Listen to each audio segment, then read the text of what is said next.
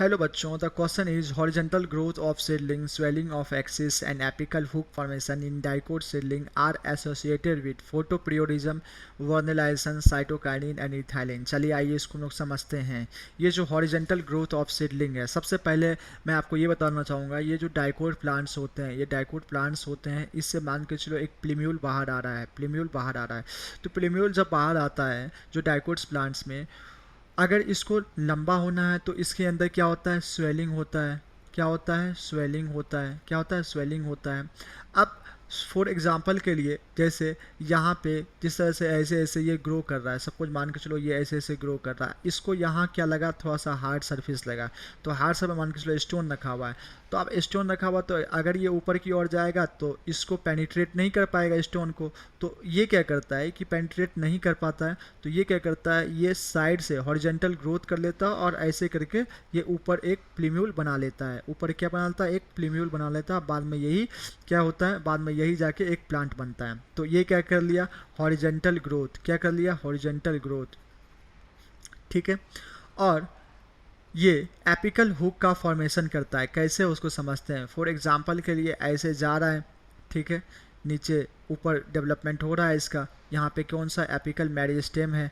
अगर मान के चलो, अगर ये इस तरह से अगर जाता है, अगर इस तरह से अगर जाता है, तो यहाँ पे मान के चलो जो जिस तरह से ये पेनिट्रेट करेगा, तो पेनिट्रेट करने में हो सकता है कि इसका जो एपिकल वाला पार्ट है वो डैमेज हो जाए और इसका मेरिस्टेम जो है, इसके ऊपर पे जो टिप पे है, जो इसको इसका डेवलपमेंट कराएगा, उसका डिस्ट्रॉय हो जाए। वो क्या हो जाए, डिस्ट्रॉय हो जाए।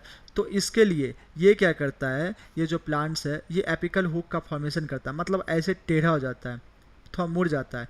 मुड़ने की वजह से क्या होता है कि ये आसानी से ऊपर की ओर जा सकता है। तो इसी को हम लोग क्या करते हैं, क्या बोलते हैं कि ये एपिकल हुक बना लिया, एपिकल हुक बना लिया। ये हुक की तरह एक बन जाता है, ताकि इसका जो मेरिस्टेम है ये बच पाता है, ये बाद में जाकर डेवलपमेंट हो सकता है। तो ये जो तीनों रिस्पॉन्स है, जो स्वेलिंग हो जाना, हॉरिजॉन्टल ग्रोथ करना और एपिकल हुक फॉर्मेशन होना, ये सभी किसके फंक्शन है, ये सभी किसके फंक्शन है बच्चे भैया, इथाइलिन के। इथाइलिन ऐसा काम कराता है।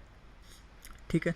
तो चले आइए अब हम लोग पढ़ते हैं कि horizontal growth of seedling and swelling of axis and apical hook formation in dicot seedling are associated with photoperiodism. नहीं, फोटोपीरियोडिज्म से तो ऑक्सीजन का है, यानी कि लाइट के प्रेजेंस में ये अपने आप को बेंड कर लेता है। वर्नलाइजेशन कोई मतलब नहीं, लो टेम्परेचर, ये बाइनियल प्लांट्स में यूज होता है। Cytokinin help in cell division. Cytokinin किस में हेल्प करता है, cell division and cell differentiation, इसका उसमें वर्क है।